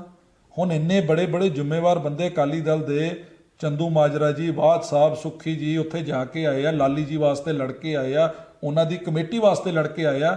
ਮੇਰੀ ਹੱਥ ਜੋੜ ਕੇ ਬੇਨਤੀ ਹੈ, ਜੇ ਉਹ ਇੰਨੇ ਸੱਚੇ ਆ ਪ੍ਰੈਸ ਕਾਨਫਰੰਸ ਕਰਨ ਤੇ ਸੁਸਾਇਟੀ ਦਾ ਹਿਸਾਬ ਦੇ ਦੇਣ, ਜੋ ਕਹੋਗੇ ਮੈਂ ਕਰਨ ਲਈ ਤਿਆਰ ਹਾਂ। ਚਲੋ ਇੱਕ ਲਾਸਟ ਸਵਾਲ ਇਸੇ ਮੁੱਦੇ ਤੇ ਮੇਰੀ ਬੇਨਤੀ ਹੈ ਜੀ, ਜੋ ਉਹਨਾਂ ਦਾ 9 ਸਾਲ ਦਾ ਹਿਸਾਬ ਕਿਤਾਬ ਆ, ਜੋ ਐਲੀਗੇਸ਼ਨਸ ਉਹਨਾਂ ਤੇ ਲੱਗ ਰਹੇ ਆ, ਜੇ ਉਹ ਇੰਨੇ ਸਾਫ਼ ਆਪਣਾ ਹਿਸਾਬ ਕਿਤਾਬ ਦੇ ਦੇਣ ਔਰ ਇਹ ਜ਼ਿੰਮੇਵਾਰ ਬੰਦੇ ਦੇਣ ਉਹਨਾਂ ਨੂੰ ਨਾਲ ਬਿਠਾ ਕੇ, ਜੇ ਉਹ ਨਹੀਂ ਦਿੰਦੇ ਤਾਂ ਫਿਰ ਦਾਲ ਸਾਰੀ ਕਾਲੀ ਹੈ। ਦਾਲ ਦੇ ਵਿੱਚ ਕਾਲਾ ਕੀ, ਸਾਰੀ ਦਾਲ ਹੀ ਕਾਲੀ ਹੈ ਫਿਰ ਤਾਂ। ਚਲੋ ਇਹ ਤੁਹਾਨੂੰ ਬੈਟਰ ਪਤਾ ਹੋਏਗਾ ਜੀ। ਲੇਕਿਨ ਇੱਕ ਸਵਾਲ ਹੋ ਰਿਹਾ, ਉਹਨਾਂ ਨੇ ਇਹ ਵੀ ਕਿਹਾ ਕੱਲ ਪ੍ਰੈਸ ਕਾਨਫਰੰਸ ਜਿਹੜੀ ਉਹਨਾਂ ਨੇ ਕੀਤੀ ਆ ਕਿ ਐਮਐਲਏ ਅੰਗਦ ਸਿੰਘ ਉਹਨਾਂ ਨੂੰ ਤਾੜਨਾ ਇਹ ਇਸ਼ਾਰਾ ਆ, ਅਸੀਂ ਘਰੋਂ ਬਾਹਰ ਨਹੀਂ ਨਿਕਲਣ ਦੇਣਾ ਜੇ ਅਸੀਂ ਆਪਣੀ ਆਈ ਤੇ ਆ ਗਏ। ਉਹਨਾਂ ਕੋਲ ਤੁਸੀਂ ਆਪਣਾ ਹਾਲ ਦੇਖ ਲਓ, ਜੁੱਤੀਆਂ ਤੁਹਾਡੇ ਵੱਜਦੀਆਂ, ਤੁਸੀਂ ਮੈਨੂੰ ਕਹਿ ਰਹੇ ਹੋ, ਤੁਹਾਡੇ ਪੱਥਰ ਤੁਹਾਡੀ ਗੱਡੀਆਂ 'ਚ ਵੱਜਦੇ ਆ, ਲੋਕੀ ਤੁਹਾਨੂੰ ਗਾਲਾਂ ਕੱਢਦੇ ਆ। ਹਾਂ, ਲੋਕਾਂ ਦੀ ਜੁੱਤੀਆਂ ਦੇਖਦੇ ਹੋਏ ਤੁਸੀਂ ਦਿੱਲੀੋਂ ਅਸਤੀਫਾ ਦੇ ਕੇ ਆਏ ਹੋ ਕੈਬਨਿਟ 'ਚ, ਉਹ ਵੀ ਤੁਹਾਡੇ ਤੋਂ ਦੇ ਨਹੀਂ ਹੁੰਦਾ ਸੀਗਾ। ਕਿਹੜੇ ਭੁਲੇਖੇ 'ਚੋਂ? ਪਹਿਲਾਂ ਇਲੈਕਸ਼ਨਾਂ ਦੇਖ ਲਓ, ਗਾਂ ਦੇਖ ਲਿਓ, ਤੁਹਾਨੂੰ ਪਤਾ ਚੱਲ ਜੂਗਾ ਕੀ ਹੈ। ਮੈਨੂੰ ਤੁਸੀਂ ਕਹਿੰਦੇ ਹੋ ਘਰ 'ਚੋਂ ਨਹੀਂ ਨਿਕਲਣ ਦੇਣਾ, ਤੁਸੀਂ ਭੁਲੇਖੇ 'ਚ ਨਾ ਰਹੋ, ਤੁਸੀਂ ਆਓ ਤਾਂ ਸਹੀ, ਤੁਸੀਂ ਚੋਣ ਮੈਦਾਨ 'ਚ ਲੜੋ, ਤੁਸੀਂ ਲੋਕਾਂ 'ਚ ਜਾਓ, ਤੁਹਾਨੂੰ ਪਤਾ ਚੱਲ ਜੂਗਾ ਕੀ ਹੈ। ਇੱਕ ਚੀਜ਼ ਤੁਸੀਂ ਬਾਰ-ਬਾਰ ਕਹਿੰਦੇ ਹੋ, ਅਸੀਂ ਵੀ ਇਹ ਸਵਾਲ ਪੁੱਛਣਾ ਚਾਹੁੰਦੇ ਕਿ ਤੁਸੀਂ ਹਮੇਸ਼ਾ ਹੀ ਕਹਿੰਦੇ ਹੋ ਕਿ ਮੇਰੇ ਨਾਲ ਡਿਬੇਟ ਕਰੋ, ਪਰ ਉਧਰੋਂ ਕੋਈ ਆਉਂਦਾ ਕਿਉਂ ਨਹੀਂ? ਤੁਹਾਨੂੰ ਕੀ ਲੱਗਦਾ ਕਿ ਉਹਨਾਂ ਕੋਲ ਝੂਠੇ ਆ ਸਿਰੇ ਦੇ? ਜੇ ਸੱਚੇ ਹੋਣ ਫਿਰ ਕਾਹਦਾ ਰੌਲਾ? ਮੈਂ ਤਾਂ ਕਹਿੰਦਾ ਮੇਰੇ ਨਾਲ ਆ ਕੇ ਬਹਿ ਕੇ ਗੱਲ ਕਰਨ, ਕਿਸੇ ਮੁੱਦੇ ਤੇ ਗੱਲ ਕਰ ਸਕਦੇ। ਗੱਲ ਸੁਣੋ ਜੀ, ਇਹ ਦੋਨੋਂ ਆਊਟਸਾਈਡਰ ਆ। ਚੰਦੂ ਮਾਜਰਾ ਜੀ ਵੀ ਇੱਥੇ ਦੇ ਰਹਿਣ ਵਾਲੇ ਨਹੀਂ, ਬਾਦ ਸਾਹਿਬ ਵੀ ਇੱਥੇ ਦੇ ਰਹਿਣ ਵਾਲੇ ਨੇ ਜੀ, ਪਰ ਉਹਨਾਂ ਦਾ ਕੋਈ ਸ਼ਹਿਰ ਦਾ ਲੋਕਲ ਨੁਮਾਇੰਦਾ ਵੀ ਕਰ ਸਕਦਾ। ਉਹ ਯਾਰ ਇਹਨਾਂ ਨੂੰ ਜਦ ਇਹਨਾਂ ਦੇ ਬੰਦੇ ਹੀ ਗੁੰਮਰਾਹੀ ਕਰੇ ਜਾਂਦੇ, ਇਹਨਾਂ ਨੂੰ ਪਤਾ ਹੀ ਨਹੀਂ ਗਰਾਊਂਡ ਰਿਐਲਿਟੀਜ਼ ਕੀ ਆ। ਹੁਣ ਯੂਨੀਅਨ ਦਾ ਦੇਖ ਲਓ, 270 ਬੰਦੇ ਇੱਕ ਪਾਸੇ, 25 ਬੰਦੇ ਇੱਕ ਪਾਸੇ, ਜਿਹੜੇ 25 ਟਰੱਕਾਂ ਦੇ 7-8 ਬੰਦੇ ਇੱਕ ਪਾਸੇ, ਉਹ 7-8 ਮਗਰ ਹੀ, ਫਿਰ ਤਾਂ 14 ਮਗਰ ਹੀ ਪਿੱਛੇ ਹਟ ਗਏ। ਸਿਰਫ ਇਹ ਹੈ ਕਿ ਇਹਨਾਂ ਦੀ ਜਿਹੜੇ 4 ਪੈਸੇ ਇਕੱਠੇ ਹੁੰਦੇ ਸੀ ਉਹ ਹੋ ਨਹੀਂ ਰਹੇ। ਫਿਰ ਬੜੇ ਬੜੇ ਗੱਲਾਂ ਕਰਨ ਲੱਗ ਪਏ, ਜੀ ਇਦਾਂ ਹੈ ਜੀ, ਇਦਾਂ ਹੈ ਜੀ, ਇਦਾਂ।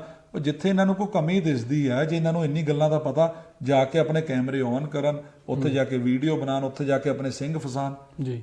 ਜੇ ਇੰਨੇ ਸੱਚੇ ਇਹਨਾਂ ਨੂੰ ਇੰਨੀ ਗੱਲਾਂ ਦਾ ਪਤਾ ਕਿ ਕੋਈ ਸ਼ਹਿਰ 'ਚ ਕੋਈ ਹੈਂਕੀ ਪੈਂਕੀ ਸਟੱਫ ਹੋ ਰਿਹਾ, ਇਹ ਉੱਥੇ ਮੌਕੇ ਤੇ ਜਾਣ ਜੀ, ਆਪਣਾ ਉੱਥੇ ਕਰਨ। ਸਾਨੂੰ, ਸਾਡੇ ਵੱਲੋਂ ਕਿਸੇ ਨੂੰ ਕੋਈ ਸ਼ੈ ਨਹੀਂ ਹੈ, ਨਾ ਆਪਾਂ ਇਹੋ ਜਿਹੀ ਗੱਲਾਂ ਦੇ ਹੱਕ 'ਚ ਆ, ਨਾ ਮੈਂ ਉਸ ਪਰਿਵਾਰ ਨੂੰ ਬਿਲੋਂਗ ਕਰਦਾ। ਸੋ ਇਹ ਇਹਨਾਂ ਕੋ ਗੱਲਾਂ ਇਹਨਾਂ ਕੋ ਕਿਸੇ ਗੱਲ ਦਾ ਜਵਾਬ ਨਹੀਂ। ਚਲੋ ਇਸ ਮੁੱਦੇ ਤੋਂ ਕਲੀਅਰ ਹੋ ਗਿਆ ਕਿ ਬੈਨੀਫਿਟ ਵਿਦ ਡਿਸਗਾਈਜ਼ ਹੈ। ਪਰ ਸਰ ਅਸੀਂ ਇੱਕ ਨਾ ਰੈਪਿਡ ਸਵਾਲ ਪੁੱਛੇ ਨੇ, ਇਹ ਵਿਜੇ ਕੁਮਾਰ ਜੀ ਨੇ ਕਹਿੰਦੇ ਨੇ ਜੀ ਕਿ ਬੇਗਮਪੁਰ ਦੀ ਸੜਕ ਦੇ ਬਾਰੇ ਵੀ ਕੋਈ ਸੋਚੋ, ਸੀਵਰੇਜ ਉਹਦੇ ਉੱਥੇ ਪੈਣਾ ਹਾਲੇ ਚਾਹੀਦਾ ਜੀ। ਬੇਗਮਪੁਰ ਪੰਚਾਇਤ ਹੈ ਜੀ, ਜਦ ਤੱਕ ਉਹ ਸ਼ਹਿਰ ਦੇ ਵਿੱਚ ਨਹੀਂ ਆਉਂਦੀ, ਉਹ ਜਿਹੜਾ ਸ਼ਹਿਰ ਦੇ ਨਾਲ ਜਿਹੜਾ ਰਸਤਾ ਕਹਿੰਦੇ ਜੀ ਉਹਦੇ ਵਿੱਚ, ਜਿਹੜਾ ਸ਼ਹਿਰ ਦਾ ਹਿੱਸਾ ਉਹਦੇ 'ਚ ਪੈ ਜਾਊਗਾ ਜੀ। ਜਿਹੜਾ ਪੰਚਾਇਤੀ ਹਿੱਸਾ ਜਦ ਤੱਕ ਉਹ ਸ਼ਹਿਰ ਦੇ ਵਿੱਚ ਮਰਜ ਨਹੀਂ ਹੁੰਦਾ, ਉਹਦੇ ਸੀਵਰੇਜ ਨਹੀਂ ਪੈ ਸਕਦਾ, ਕਿਉਂਕਿ ਰੂਰਲ ਡਿਵੈਲਪਮੈਂਟ ਡਿਪਾਰਟਮੈਂਟ ਦੀ ਸੀਵਰੇਜ ਦੀ ਕੋਈ ਪ੍ਰਪੋਜ਼ਲ ਨਹੀਂ ਹੈ, ਔਰ ਜਿਹੜੀ ਤੁਹਾਡੀ ਲੋਕਲ ਗਵਰਨਮੈਂਟ ਆ ਉਹ ਸੀਵਰੇਜ ਅਲਾਉ ਕਰਦੀ ਆ। So until unless it is part of the city, sewerage cannot be put in Begampur. ਪਰ ਜਿਹੜਾ ਸ਼ਹਿਰ ਦਾ ਹਿੱਸਾ ਜੀ ਉਹਦੇ 'ਚ ਪੈ ਜਾਊਗਾ। ਚਲੋ ਅਸੀਂ ਇਹ ਚਾਹੁੰਦੇ ਸੀ ਕਿ ਤੁਹਾਡੇ ਸੈਂਸਸ 'ਚ ਇਹ ਚੀਜ਼ ਥੋੜਾ ਨੂੰ, ਮੈਂ ਤਾਂ ਤੁਹਾਨੂੰ ਟੈਕਨੀਕਲੀ ਸਮਝਾਤੀ ਜੀ। ਜੀ ਮੈਂ ਸਮਝ ਗਿਆ, ਤੁਸੀਂ ਵਕੀਲ ਹੋ ਜੀ ਸਾਡੇ, ਮੈਂ ਤੁਹਾਨੂੰ ਟੈਕਨੀਕਲੀ ਸਮਝਾਤੀ ਗੱਲ ਕਰਦਾ। ਠੀਕ ਹੈ ਜੀ। ਇੱਕ ਕੁਲਵੀਰ ਸਿੰਘ ਜੀ ਦਾ ਮੈਸੇਜ ਆ, ਉਹ ਕਹਿੰਦੇ ਚਲੋ ਸਟਰੀਟ ਲਾਈਟਾਂ ਦਾ ਕੰਮ ਹੋ ਜਾਏਗਾ, ਲੇਕਿਨ ਤੁਸੀਂ ਜਿਹੜਾ ਸਪੋਰਟਸ ਕੰਪਲੈਕਸ ਬਣਾਉਣਾ ਆ ਉਹਦੇ ਦੇ ਵਿੱਚ ਕਬੱਡੀ ਨੂੰ ਵੀ ਪ੍ਰਮੋਟ ਕਰਨ ਲਈ ਜ਼ਰੂਰ ਕੋਈ ਕਦਮ ਚੱਕਿਓ। ਦੇਖੋ ਜਿਹੜਾ ਨਵਾਂ ਸ਼ਹਿਰ ਦਾ ਸਪੋਰਟਸ ਕੰਪਲੈਕਸ ਆ, ਮੈਂ ਪ੍ਰਮਾਤਮਾ ਕਰੇ ਛੇਤੀ ਸਾਡਾ ਪਾਸ ਹੋਵੇ, ਪ੍ਰਮਾਤਮਾ ਸੁਣੇ ਜੀ। ਜੇ ਜੋ ਆਪਾਂ ਇੱਥੋਂ ਕਾਗਜ਼ ਭੇਜੇ ਆ ਔਰ ਉਸ ਤਰੀਕੇ ਨਾਲ ਜੇ ਅਪਰੂਵ ਹੋ ਜਾਂਦਾ ਸਭ ਕੁਝ ਜੀ, ਤਾਂ ਇਹ ਲਗਭਗ ਇਹਦੇ ਵਿੱਚ 17 ਗੇਮਾਂ ਹੋਊਗੀਆਂ ਜੀ। ਸਿੰਥੈਟਿਕ ਐਥਲੈਟਿਕ ਟਰੈਕ ਹੋਏਗਾ, ਵਾਲੀਬਾਲ ਹੋਊਗੀ, ਬਾਸਕਟਬਾਲ ਹੋਊਗੀ, ਲਾਨ ਟੈਨਿਸ ਹੋਊਗੀ, ਬਾਕਸਿੰਗ ਰਿੰਗ ਹੋਊਗੀ ਜੀ, ਜਿਮਨੇਜ਼ੀਅਮ ਹੋਊਗਾ, ਸਕੁਐਸ਼ ਕੋਰਟ ਹੋਊਗਾ, 10 metre shooting, 10 metre air rifle, shooting rifle, shooting range ਹੋਊਗੀ। ਤੁਹਾਨੂੰ ਪਸੰਦ ਹੈ, ਤੁਸੀਂ ਕਰਦੇ ਹੋ, ਨੈਸ਼ਨਲ ਪਲੇਅਰ ਹਾਂ ਉਹਦਾ, ਮੈਂ ਪਾਰਟਿਸਿਪੇਟ ਕੀਤਾ ਜੀ। ਉਸ ਤੋਂ ਬਾਅਦ ਤੁਹਾਡੀ 올림픽 ਸਾਈਜ਼ ਸਵਿਮਿੰਗ ਪੂਲ ਹੋਊਗਾ, ਬੈਡਮਿੰਟਨ ਹਾਲ ਹੋਊਗਾ, ਟੇਬਲ ਟੈਨਿਸ ਹੋਊਗਾ, ਹੋਰ ਕਿੰਨੀ ਗੇਮਾਂ ਹੋ ਸਕਦੀਆਂ, ਸਾਰੀਆਂ ਤਾਂ ਆ ਗਈਆਂ। ਚੰਡੀਗੜ੍ਹ ਜਾਣ ਦੀ ਤਾਂ ਜ਼ਰੂਰਤ ਹੀ ਨਹੀਂ ਕੋਈ, ਸਾਡੇ ਜਿਹੜੇ ਲੋੜ ਹੀ ਨਹੀਂ, ਸਾਡਾ ਚੰਡੀਗੜ੍ਹ ਨਾਲੋਂ ਵਧੀਆ ਸ਼ਹਿਰ ਆ। ਸਾਨੂੰ ਚੰਡੀਗੜ੍ਹ ਉਦਾਂ ਘੁੰਮਣ ਜਾਣਾ ਘੁੰਮਾਓ, ਪਰ ਸਾਡੇ ਆਪਾਂ ਕਿਸ ਗੱਲ ਚੋਂ ਪਿੱਛੇ ਆ ਚੰਡੀਗੜ੍ਹ ਨਾਲ? ਤੁਸੀਂ ਲੈ ਕੇ ਨਹੀਂ ਨਾ ਜਾਂਦੇ ਸਾਨੂੰ। ਚਲੋ ਸਰ, ਇੱਕ ਸਵਾਲ ਹੋਰ ਹੈ ਜੀ, ਲੋਕ ਇਹ ਪੁੱਛਦੇ ਨੇ, ਕਹਿੰਦੇ ਕਿ ਨੀਂਹ ਪੱਥਰ ਆ ਜਿਹੜਾ, ਉਹ ਕੰਮ ਮੁਕੰਮਲ ਹੋਣ ਤੋਂ ਬਾਅਦ ਕਿਉਂ ਨਹੀਂ ਰੱਖਿਆ ਜਾਂਦਾ? ਤੁਹਾਡੀ ਗੱਲ ਨਹੀਂ, ਕੋਈ ਵੀ ਸਰਕਾਰ ਹੈ, ਉਹ ਜਿਹੜਾ ਕੰਮ ਮੁਕੰਮਲ ਹੋਣ ਤੋਂ ਬਾਅਦ ਨੀਂਹ ਪੱਥਰ ਕਿਉਂ ਨਹੀਂ ਰੱਖਦੀ? ਦੱਸੋ ਕਿਹੜੇ ਪੱਥਰ ਦੀ ਗੱਲ ਕਰਦੇ ਹੋ? ਉਹ ਮਤਲਬ ਕੋਈ ਵੀ ਪੱਥਰ, ਜਿਵੇਂ ਹੁਣ ਚੰਦੂ ਮਾਜਰਾ ਸਾਹਿਬ ਦੀ ਲੈ ਲਓ ਜੀ, ਉਹਨਾਂ ਨੇ ਉੱਥੇ ਰੱਖਿਆ ਸੀ ਰੇਲਵੇ ਰੋਡ ਤੇ, ਜਾਂ ਤੁਸੀਂ ਜਿਹੜਾ ਉੱਥੇ ਕਮੇਟੀ ਘਰ ਮੂਹਰੇ ਰੱਖਿਆ ਗਿਆ, ਉਹਦੇ ਉੱਪਰ ਲਾਈਟਾਂ ਦੀ ਜਿਹੜੀ ਗੱਲ ਕਰ ਰਹੇ ਸੀ, ਤੇ ਉਹ ਮੁਕੰਮਲ ਹੋਣ ਤੋਂ ਬਾਅਦ ਕਿਉਂ ਨਹੀਂ ਰੱਖਿਆ ਜਾਂਦਾ? ਦੇਖੋ, ਇਹ ਇੱਕ ਜਿਹੜਾ ਪੁਰਾਣਾ ਇੱਕ ਤੁਸੀਂ ਕਹਿ ਲਓ ਇੱਕ ਸਿਸਟਮ ਚੱਲਿਆ ਆਇਆ ਕਿ ਕੋਈ ਵੀ ਕੰਮ ਆ ਉਹ ਜੇ ਸ਼ੁਰੂ ਕਰਨਾ ਹੁੰਦਾ ਉਸ ਤੋਂ ਪਹਿਲਾਂ ਇੱਕ ਫਾਊਂਡੇਸ਼ਨ ਸਟੋਨ ਜਿਹੜੀ ਜੀ ਰੱਖੀ ਜਾਂਦੀ ਆ, ਠੀਕ ਹੈ ਜੀ। ਉਹਦੇ ਵਿੱਚ ਇਹ ਆ ਕਿ ਜਿਹੜੇ ਉਸ ਬੋਰਡ ਦੇ ਚੁਣੇ ਹੋਏ ਜੀ ਨੁਮਾਇੰਦੇ ਹੁੰਦੇ ਆ ਜਾਂ ਜਿਹੜੇ ਉਸ ਸਮੇਂ ਦੇ ਅਫਸਰ ਹੁੰਦੇ ਆ, ਭਾਵੇਂ ਮੈਂ ਵੀ ਹੋਵਾਂ ਜੀ, ਇੱਕ ਯਾਦਗਾਰ ਹੁੰਦੀ ਕਿ ਠੀਕ ਹੈ ਇਸ ਬੰਦੇ ਨੇ ਇਹ ਕੰਮ ਜਿਹੜਾ ਕਰਾਇਆ ਸੀਗਾ। ਫਾਊਂਡੇਸ਼ਨ ਸਟੋਨ ਔਰ ਇਨੋਗ੍ਰੇਸ਼ਨ ਸਟੋਨ 'ਚ ਫਰਕ ਆ ਜੀ, you must understand. Foundation stone ਹੈ ਯੂ ਗੈਟ ਸਮਥਿੰਗ ਸਟਾਰਟਡ ਜੀ, ਇਨੋਗ੍ਰੇਸ਼ਨ ਹੈ ਕਿ ਤੁਸੀਂ ਇੱਕ ਚੀਜ਼ ਜਿਹੜੀ ਹੋ ਸਕਦਾ ਸ਼ਾਇਦ ਕਿਸੇ ਹੋਰ ਨੇ ਸ਼ੁਰੂ ਕਰਾਈ ਹੋਏ, ਤੁਸੀਂ ਉਹਨੂੰ ਇਨੋਗ੍ਰੇਟ ਕਰ ਰਹੇ ਹੋ ਜੀ। ਜਿਵੇਂ ਹੁਣ ਤੁਸੀਂ ਰਵਿਦਾਸ ਜਿਹੜਾ ਚੌਂਕ ਹੈ, ਸ਼੍ਰੀ ਗੁਰੂ ਰਵਿਦਾਸ ਚੌਂਕ ਹੈ, ਉਹਨੂੰ ਤੁਸੀਂ ਹੁਣ ਇਨੋਗ੍ਰੇਟ ਕਰੋਗੇ ਨਾ? ਨਹੀਂ, ਮੈਂ ਫਾਊਂਡੇਸ਼ਨ ਸਟੋਨ ਉੱਥੇ ਰੱਖਿਆ ਹੀ ਨਹੀਂ। ਉਹੀ ਮੈਂ ਫਾਊਂਡੇਸ਼ਨ ਸਟੋਨ ਰੱਖਿਆ ਸੀ ਚੰਦੂ ਮਾਜਰਾ ਸਾਹਿਬ ਨੇ ਜੀ, ਉਹ ਤਾਂ ਮੁੜ ਕੇ ਕੋਈ ਫਾਊਂਡੇਸ਼ਨ ਮੈਨੂੰ ਦਿਸੀ ਨਹੀਂ। ਉਹ ਕਹਿੰਦੇ ਮੈਂ ਜਦੋਂ ਸੱਤਾ ਚਾਹੂੰਗਾ ਫਿਰ ਕਰਾਂਗਾ, ਮੇਰੀ ਉਹਨਾਂ ਨਾਲ ਗੱਲ ਹੋਈ ਸੀ ਜੀ। ਉਹ ਤਾਂ ਫਿਰ ਕਦੇ ਵੀ ਨਹੀਂ ਮੰਨਣਾ ਕਿਉਂਕਿ ਹੁਣ ਜੋ ਹਾਲਾਤ ਹੈ ਇਹਨਾਂ ਦੇ, ਲੋਕਾਂ ਨੇ ਇਹਨਾਂ ਨੂੰ ਕਦੇ ਵੀ ਨਹੀਂ ਚੱਲਣਾ। ਤੁਸੀਂ ਹੁਣ ਕਰਵਾ ਕੇ ਰਹੋਗੇ ਨਾ ਜੀ ਉਹ, ਕਿਉਂਕਿ ਲੋਕਾਂ ਦੀ ਆਸਥਾ ਜੁੜੀ ਹੋਈ ਹੈ ਜੀ। ਮੈਂ ਤਾਂ ਹੁਣ ਵੀ ਰੇਲਵੇ ਰੋਡ ਸ਼ੁਰੂ ਕਰਾਤੀ ਸੀ ਜੀ, ਮੈਨੂੰ ਲੋਕਾਂ ਨੇ, ਸ਼ਹਿਰ ਦੇ ਲੋਕਾਂ ਨੇ ਰੋਕਤਾ, ਕਿਸਾਨਾਂ ਨੇ ਰੋਕਤਾ ਕਿ ਸਾਡਾ ਪੈਡੀ ਸੀਜ਼ਨ ਆ, ਰੇਲਵੇ ਰੋਡ ਚੋਂ ਸਾਰੇ ਟਰਾਲੀਆਂ ਲੰਘਦੀਆਂ, ਇਹਨੂੰ ਬੰਦ ਕਰ ਦਿਓ ਜੀ। ਉਸ ਤੋਂ ਬਾਅਦ ਦੁਕਾਨਦਾਰ ਮੇਰੇ ਕੋਲ ਆ ਗਏ ਜੀ, ਉਹ ਕਹਿੰਦੇ ਜੀ ਪੈਡੀ ਸੀਜ਼ਨ ਮੁੱਕਣਾ, ਸਾਡੀ ਦੀਵਾਲੀ ਸ਼ੁਰੂ ਹੋ ਜਾਣੀ, ਸਾਡਾ ਸੀਜ਼ਨ ਖਰਾਬ ਹੋ ਜਾਣਾ, ਦੀਵਾਲੀ ਤੋਂ ਪਹਿਲਾਂ ਕੁਝ ਨਾ ਕਰਿਓ। ਠੀਕ ਹੈ ਜੀ। ਹੁਣ ਜਾਨੂੰ ਦੀਵਾਲੀ ਆਣੀ, ਜਾਨੂੰ ਠੰਡ ਹੋ ਜਾਣੀ ਹੈ, ਜਾਨੂੰ ਠੇਕੇਦਾਰ ਮੇਰੇ ਕੋਲ ਆ ਗਿਆ, ਕਹਿੰਦੇ ਲੋਕਾਂ ਵਾਲੇ ਪਲਾਂਟ ਬੰਦ ਹੋ ਜਾਣੇ ਆ ਜੀ, ਮਜਬੂਰ ਬੰਦਾ ਕਰੇ। ਫਿਰ ਹੁਣ ਗੱਲ ਇਹ ਜਾਣੀ ਫਰਵਰੀ ਤੇ, ਜੇ ਲੋਕਾਂ ਦੀ ਸਹਿਮਤੀ ਨਹੀਂ ਹੈ ਜੀ। ਪਰ ਜਿਹੜਾ ਉਹ ਰੇਲਵੇ ਸਟੇਸ਼ਨ ਵਾਲਾ ਚੌਂਕ ਹੈ, ਕੀ ਉਹ ਨਹੀਂ ਬਣਿਆ? ਮੈਂ ਤਾਂ ਕੰਮ ਸ਼ੁਰੂ ਕਰਾਤਾ ਸੀਗਾ, ਠੀਕ ਹੈ ਜੀ। ਕੁਝ ਦਿਨ ਸੜਕ ਵੀ ਬੰਦ ਰਹੀ, ਔਰ ਜਿਹੜਾ ਵਿਵਾਦ ਤਾਂ ਫਿਰ ਉੱਥੇ ਵੀ ਉੱਠਣ ਲੱਗ ਪਿਆ ਸੀ, ਸੜਕ ਬੰਦ ਹੋ ਗਈ। ਜਿਹੜਾ ਬੰਦ ਵੀ ਲੋਕਾਂ ਨੇ ਕਰਾਈ ਹੈ ਯਾਰ, ਲੋਕਾਂ ਦੀ ਮਜਬੂਰੀ। ਮੈਂ ਉਹੀ ਗੱਲ ਕਰ ਰਿਹਾ ਨਾ ਜੀ, ਮੈਂ ਤੁਸੀਂ ਹੁਕਮ ਕਰੋ, ਤੁਸੀਂ ਇਹ ਕਿੱਦਾਂ ਕਰੋ, ਸਿੱਕਾ ਦੋਨੇ ਪਾਸੇ ਘੁੰਮ ਜਾਂਦਾ। ਤੁਸੀਂ ਇੱਕ ਰਿਕੁਐਸਟ ਆ ਮੇਰੀ ਜੀ, ਤੁਸੀਂ ਇੱਕ ਆਨਲਾਈਨ ਸਰਵੇ ਕਰਾਓ ਜੀ, ਔਰ ਮੈਨੂੰ ਸਰ ਅਸੀਂ ਨਹੀਂ ਕਰ ਸਕਦੇ ਕਿਉਂਕਿ ਫਿਰ ਕਹਿਣਾ ਐਮਐਲਏ ਸਾਹਿਬ ਨੇ ਖੁਦ ਕਰਵਾਇਆ। ਨਹੀਂ, ਤੁਸੀਂ ਸ਼ਹਿਰ ਦੇ ਵਾਸਤੇ ਫੀਡਬੈਕ ਤਾਂ ਕਰਾ ਸਕਦੇ ਹੋ ਜੀ। ਚਲੋ, ਤੁਹਾਡੇ ਚੈਨਲ ਨਾਲ ਬਹੁਤ ਬੜੀ ਇੱਕ ਵਿਊਅਰਸ਼ਿਪ ਜੁੜੀ ਹੋਈ ਆ ਜੀ ਸਰ। ਤੁਸੀਂ ਇੱਕ VOTING ਕਰਾਓ ਕਿ ਰੇਲਵੇ ਰੋਡ ਦਾ ਜਿਹੜਾ ਕੰਮ ਆ ਉਹ ਪੈਡੀ ਸੀਜ਼ਨ ਦੇ ਵਿੱਚ, ਝੋਨੇ ਦੇ ਸੀਜ਼ਨ ਦੇ ਵਿੱਚ ਸ਼ੁਰੂ ਕਰਾ ਦੇਣਾ ਚਾਹੀਦਾ। ਚਲੋ ਕੱਲ ਹੀ ਅਸੀਂ ਵੀਡੀਓ ਬਣਾ ਲਾਂਗੇ ਜੀ। ਦੀਵਾਲੀ ਤੋਂ ਪਹਿਲਾਂ ਇਹ ਸ਼ੁਰੂ ਕਰਾ ਦੇਣਾ ਚਾਹੀਦਾ, ਜਿਹਦੇ ਨਾਲ ਉਹ ਸ਼ਾਪਕੀਪਰਸ ਨੂੰ ਨੁਕਸਾਨ ਹੋਊਗਾ। ਜੇ ਤਾਂ ਸ਼ਹਿਰ ਵਾਲੇ ਮੰਨਦੇ ਆ, ਆਪਾਂ ਨਾਲ ਦੀ ਨਾਲ ਸ਼ੁਰੂ ਕਰਾ ਦਾਂਗੇ। ਠੀਕ ਹੈ। ਜੇ ਉਹ ਨਹੀਂ ਮੰਨਦੇ, ਕਿਉਂਕਿ ਦੇਖੋ ਕਈ ਗੱਲਾਂ ਹੁੰਦੀਆਂ ਜਿਹਦੇ 'ਚ ਲੋਕਾਂ ਦਾ ਸਲਾਹ ਲੈਣੀ ਪੈਂਦੀ ਹੈ ਜੀ। ਮੈਂ ਨਹੀਂ ਚਾਹੁੰਦਾ ਕਿ ਉਹ ਸੜਕ ਪੱਟਣ ਨਾਲ ਕਿਸੇ ਦਾ ਨੁਕਸਾਨ ਹੋਵੇ ਜੀ। ਸੋ ਇਹ ਗੱਲਬਾਤ ਆ, ਤੁਸੀਂ ਇਹ ਸਰਵੇ ਕਰਕੇ ਮੈਨੂੰ ਦੱਸ ਦਿਓ, ਜੋ ਰਿਜ਼ਲਟ ਆਊਗਾ ਆਪਾਂ ਉਦਾਂ ਕਰਾ ਦਾਂਗੇ। ਚਲੋ, action speaks louder then words. Sir ਇੱਕ ਹੋਰ ਤੁਹਾਨੂੰ ਸਵਾਲ ਆਇਆ ਜੀ, ਜਸਵੀਰ ਥਾਂਦੀ ਦਾ, ਜਾੜਲੇ ਤੋਂ ਦੌਲਤਪੁਰ ਦੀ ਜਿਹੜੀ ਕਹਿੰਦੇ ਸੜਕ, ਉਹਦੇ ਬਾਰੇ ਵੀ ਸੋਚਿਓ। ਮਿੰਟੂ ਬੰਗਾ ਦਾ ਆਇਆ ਜੀ, ਇਬਰਾਹਿਮ ਬਸਤੀ ਤੋਂ, ਕਹਿੰਦੇ ਸੀਵਰੇਜ ਤੇ ਤੁਸੀਂ ਵਿਜ਼ਿਟ ਕਰਕੇ ਜੀ, ਸੀਵਰੇਜ ਸਹੀ ਨਹੀਂ ਹੈਗਾ, ਉਹ ਵੀ ਸਹੀ ਕਰਵਾਓ। ਸਰ ਮੇਰੀ ਰਿਕੁਐਸਟ ਆ ਜੀ, ਮੈਂ ਉੱਥੇ 2-3 ਵਾਰੀ ਆਪ ਜਾ ਕੇ ਆਇਆ ਜੀ, ਉੱਥੇ ਆਲਰੇਡੀ ਕੰਮ ਜਿਹੜਾ ਹੋ ਵੀ ਚੁੱਕਿਆ। ਕੋਈ ਇਹੋ ਜਿਹੀ ਗਲੀ ਹੋਊਗੀ ਜਿੱਥੇ ਨਹੀਂ ਪ੍ਰੋਬਲਮ ਹੱਲ ਹੋਈ, ਉਹ ਆਪਣੇ MC ਸਾਹਿਬ ਨੂੰ ਦੱਸਣ, ਮੇਰਾ ਘਰ ਦੇ ਦਰਵਾਜ਼ੇ ਖੁੱਲੇ ਹੁੰਦੇ, ਮੇਰੇ ਕੋਲ ਆਣ, ਮੈਨੂੰ ਦੱਸਣ ਜੀ। ਪਰ ਜੇ ਤੁਸੀਂ ਇਹ ਘਰ ਬੈਠੇ ਬੈਠੇ, ਕਈ ਜੋ MLA ਸਾਹਿਬ ਆਈ ਸੀ ਮੁੜ ਕੇ ਆਈ ਨਹੀਂ, ਦੇਖੋ ਮੈਨੂੰ ਘਰ ਬੈਠੇ ਬੈਠੇ ਸੁਪਨਾ ਤਾਂ ਆਣਾ ਨਹੀਂ ਕਿ ਕੰਮ ਉੱਥੇ ਹੋਇਆ, ਮੁੜ ਕੇ ਕੀ ਹੋਇਆ। ਇਸ ਮੁਲਕ ਵਿੱਚ ਕੰਮ ਕਰਾਉਣਾ ਵੀ ਬਹੁਤ ਔਖਾ ਕੰਮ ਹੈ। ਚਲੋ, ਉਹਨਾਂ ਨੂੰ ਪਤਾ ਲੱਗਣਾ ਚਾਹੀਦਾ ਨਾ ਕਿ MLA ਸਾਹਿਬ ਵਰਡ ਨੇ। ਸਰ ਇੱਕ ਗੁਰਨਾਮ ਜੀ ਨੇ ਕਹਿੰਦੇ ਕਾਲੋ ਤੋਂ ਦਰਿਆਪੁਰ ਵਾਲੀ ਸੜਕ ਦਾ ਵੀ ਕੰਮ ਕਰਾ ਦਿਓ ਜੀ। ਭਾਟੀਆ ਜੀ ਨੇ ਜਿਹੜੀ ਆਪਣੀ ਰਾਹੋਂ ਟੂ ਦਰਿਆਪੁਰ ਵਾਇਆ ਕਾਲੋਂ ਜਿਹੜੀ ਆ, ਲਗਭਗ 4 ਕਰੋੜ ਰੁਪਏ ਦੀ ਲਾਗਤ ਨਾਲ ਸੜਕ ਪਾਸ ਹੋ ਚੁੱਕੀ ਆ ਜੀ। ਇਹ 10 ਫੁੱਟ ਤੋਂ 16 ਫੁੱਟ ਹੋਣ ਜਾ ਰਹੀ ਆ ਜੀ, ਠੀਕ ਹੈ ਲਗਭਗ, ਕਿਉਂਕਿ ਉੱਥੇ ਲੈਂਡ ਆਪਣਾ ROW ਥੋੜੀ ਘੱਟ ਹੈ, ਇਸ ਕਰਕੇ ਸ਼ਾਇਦ 16 ਜਿੱਦਾਂ 18 ਕਰਾਣੀ ਸੀਗੀ ਜੀ। ਤੇ ਇਹਦਾ ਕੰਮ ਜਿਹੜਾ ਅਗਲੇ ਇੱਕ ਹਫ਼ਤੇ ਸ਼ੁਰੂ ਹੋ ਜਾਣਾ। ਚਲੋ, ਇੱਕ ਸਰ ਜੀ, ਇੱਕ ਭਾਟੀਆ ਜੀ ਨੇ, ਉਹ ਕਹਿੰਦੇ ਸਰ ਜਾੜਲੇ ਵਾਲੇ ਤੁਹਾਨੂੰ ਬਹੁਤ ਪਿਆਰ ਕਰਦੇ ਨੇ, ਜਾੜਲੇ ਵਾਲੇ ਦੀ ਵੀ ਚਿੰਤਾ ਕਰਿਆ ਕਰੋ। ਕਾਲਜ ਤੁਹਾਨੂੰ ਦੇ ਦਿੱਤਾ ਜੀ, ਹਾਂ, ਸੜਕਾਂ ਤੁਹਾਡੀਆਂ ਬਣਾਤੀਆਂ, ਗਲੀਆਂ ਤੁਹਾਡੀਆਂ ਰਹਿੰਦੀਆਂ, ਮੈਨੂੰ ਪਤਾ, ਫਿਰ ਤੁਸੀਂ ਕਹਿੰਦੇ ਪਿਆਰ ਨਹੀਂ ਕਰਦੇ, ਤਾਂ ਮਾੜੀ ਗੱਲ ਆ ਨਾ। ਠੀਕ ਹੈ ਸਰ। ਇੱਕ ਇਹ ਵੀ ਸਵਾਲ ਬਹੁਤ ਆਇਆ ਕਿ ਬੰਗਾ ਤੋਂ ਗੜਸ਼ੰਕਰ ਰੋਡ ਵਾਲੀ ਦਾ ਵੀ ਜ਼ਰੂਰ ਉਹਦੇ ਧਿਆਨ ਚ ਲੈ ਕੇ। ਉਹ ਬਿਲਕੁਲ ਠੀਕ ਹੈ, ਚੰਦੂ ਮਾਜਰਾ ਜੀ ਨੇ ਪੱਥਰ ਰੱਖਿਆ ਸੀਗਾ, ਤੇ ਪਹਿਲਾਂ ਤਾਂ ਉਹਨਾਂ ਨੂੰ ਫਿਰ ਪੁੱਛੋ। ਤੁਸੀਂ ਤਾਂ ਕਹਿੰਦੇ ਹੋ ਆਣੇ ਨਹੀਂ ਸੱਤਾ 'ਚ, ਫਿਰ ਕਿੱਦਾਂ ਹੋਊਗਾ ਕੰਮ? ਇਹ ਫਿਰ ਆਪਾਂ ਕਰਾਂਗੇ, ਆਪਾਂ ਕਰ ਵੀ ਰਹੇ ਆ, ਸੁਣ ਲਓ ਮੇਰੀ ਗੱਲ ਜੀ। ਇਹ NH ਨੇ ਇਹ ਹੁਣ ਟੈਕਨੀਕਲੀ ਸਮਝਾਉਂਗਾ ਕਿਉਂਕਿ ਲੋਕੀ ਸਮਝਦੇ ਨਹੀਂ ਇਸ ਗੱਲ ਨੂੰ। ਜੀ ਜੀ। ਇਹ ਸਟੇਟ ਹਾਈਵੇ ਸੀਗਾ ਜੀ ਜਿਹੜਾ ਬੰਗਾ ਟੂ ਅਨੰਦਪੁਰ ਸਾਹਿਬ ਸੀ, ਨੈਣਾ ਦੇਵੀ ਜੀ। ਇਹਨੂੰ ਚੰਦੂ ਮਾਜਰੇ ਜੀ ਨੇ ਇਲੈਕਸ਼ਨ ਤੋਂ ਪਹਿਲਾਂ ਲੋਕਾਂ ਨੂੰ ਗੁੰਮਰਾਹ ਕਰਨ ਵਾਸਤੇ ਇੱਕ ਨੈਸ਼ਨਲ ਹਾਈਵੇ NHAI ਤੋਂ ਚਿੱਠੀ ਕਢਾਤੀ ਕਿ NHAI ਇਸ ਸੜਕ ਨੂੰ ਸਟੇਟ ਤੋਂ ਟੇਕ ਓਵਰ ਕਰੂਗੀ। ਓਕੇ। ਇੱਕ ਵਾਰੀ ਸਟੇਟ ਜਦੋਂ ਉਹਨੂੰ ਟੇਕ ਓਵਰ ਕਰਦੀ ਹੈ, ਫਿਰ ਸਟੇਟ, ਤੁਸੀਂ ਸੈਂਟਰ ਹੋ, ਮੈਂ ਸਟੇਟ ਆ ਜੀ। ਜੇ ਤੁਸੀਂ ਕਹਿੰਦੇ ਕਿ ਮੈਂ ਇਸ ਸੜਕ ਦਾ ਜੁਮਾ ਚੱਕਦਾ ਤਾਂ ਮੈਂ ਕਿਉਂ ਇਸ ਤੇ ਪੈਸੇ ਖਰਚਾਂ? ਬਿਲਕੁਲ ਬਿਲਕੁਲ ਬਿਲਕੁਲ ਜੀ। ਗੱਲ ਸਮਝੋ ਮੇਰੀ। ਇਹਨਾਂ ਨੇ ਚਿੱਠੀ ਕਢਾਤੀ ਕਿ ਆਪਾਂ ਇਹ ਬਣਾਵਾਂਗੇ ਨੈਸ਼ਨਲ ਹਾਈਵੇ। ਜੀ। ਇਲੈਕਸ਼ਨ ਹੋ ਗਈ, ਲੋਕਾਂ ਨੇ ਚੰਦੂ ਮਾਜਰਾ ਜੀ ਦੀ 5 ਸਾਲ ਦੀ ਸਰਵਿਸਿਜ਼ ਲੈ ਕੇ ਹੱਥ ਜੋੜ ਕੇ ਉਹਨਾਂ ਨੂੰ ਘਰ ਬਿਠਾਤਾ ਜੀ। ਠੀਕ ਹੈ ਜੀ। ਉਹਨਾਂ ਕਿਹਾ ਕਿ ਹੁਣ ਆਪਾਂ ਹੋਰ ਬੰਦੇ ਨੂੰ ਮੌਕਾ ਦੇ ਕੇ ਦੇਖਣਾ। ਜੀ। ਉਹ ਬੰਦੇ ਨੇ ਮਨੀਸ਼ ਤਿਵਾੜੀ ਜੀ ਨੇ ਪਾਰਲੀਮੈਂਟ ਵਿੱਚ ਔਨ ਰਿਕਾਰਡ ਠੀਕ ਹੈ। ਨਿਤਿਨ ਗਡਕਰੀ ਜੀ ਨੂੰ ਕੁਐਸਚਨ ਪਾਇਆ ਕਿ ਤੁਸੀਂ ਇਹ ਨੈਸ਼ਨਲ ਹਾਈਵੇ ਡਿਕਲੇਅਰ ਕੀਤਾ ਸੀਗਾ, ਹੁਣ ਇਹਦਾ ਕੰਮਕਾਜ ਸ਼ੁਰੂ ਕਰਨਾ। ਜੀ। ਨਿਤਿਨ ਗਡਕਰੀ ਜੀ ਦਾ ਪਾਰਲੀਮੈਂਟ ਵਿੱਚ ਰਿਟਨ ਰਿਪਲਾਈ ਆਇਆ ਕਿ ਹਾਲੇ ਕੋਈ ਪ੍ਰਪੋਜ਼ਲ ਨਹੀਂ। ਠੀਕ ਹੈ ਜੀ। ਪਰ ਇਹ ਚੀਜ਼ ਹੁਣ ਇੱਕ ਸੈਕਿੰਡ, ਗੱਲ ਤਾਂ ਟੈਕਨੀਕਲੀ ਫਸ ਗਈ। ਸਟੇਟ ਨੇ ਪੈਸੇ ਖਰਚਣੇ ਸੀ, ਸਟੇਟ ਤੋਂ ਸੈਂਟਰ ਨੇ ਨੋਟੀਫਿਕੇਸ਼ਨ ਕਰਤੀ ਕਿ ਜੀ ਆਪਾਂ ਬਣਾਵਾਂਗੇ ਜੀ। ਹੁਣ ਇਲੈਕਸ਼ਨ ਤੋਂ ਬਾਅਦ ਤੁਸੀਂ ਕਹਿੰਦੇ ਹੋ ਯਾਰ ਹੁਣ ਹਾਲੇ ਆਪਣੇ ਕੋਲ ਪੈਸੇ ਨਹੀਂ, ਆਪਾਂ ਬਣਾ ਨਹੀਂ ਸਕਦੇ। ਜੀ। ਫਿਰ ਸਟੇਟ ਨੇ ਹੁਣ ਇਹ ਦੁਬਾਰਾ ਜ਼ਿੰਮੇਵਾਰੀ ਲਈ ਆ ਕਿ ਆਪਾਂ ਇਹ ਸੜਕ ਨੂੰ ਰਿਪੇਅਰ ਚ ਪਾਤਾ ਕਿਉਂਕਿ ਸਟੇਟ ਕੋਲ ਫੰਡਸ ਲਿਮਿਟਿਡ ਹੁੰਦੇ ਆ। ਜੀ। ਠੀਕ ਆ। NH ਇੱਕ ਸਮੁੰਦਰ ਆ। ਜੀ। ਜੀ। ਸਟੇਟ ਇੱਕ ਸਟੇਟ PWD ਉਹਦੇ ਸਾਹਮਣੇ ਇੱਕ ਛੋਟਾ ਜਿਹਾ ਲੇਕ ਆ। ਜੀ। ਸੀ ਵੀ ਨਹੀਂ ਕਹੂੰਗਾ, NH ਤਾਂ ਬਹੁਤ ਬੜੀ ਚੀਜ਼ ਆ। ਜੀ।